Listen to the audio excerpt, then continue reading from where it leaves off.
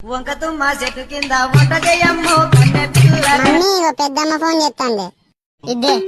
Hello అక్క మంచిగా ఉన్నావా అని? అంత మంచిగానే ఉన్నావే. తిన్నరా?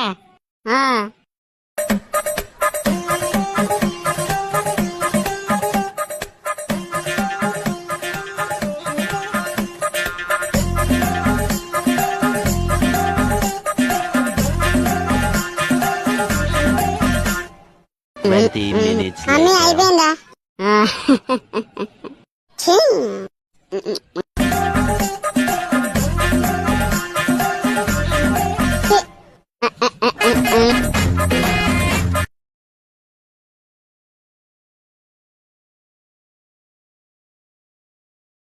One hour later.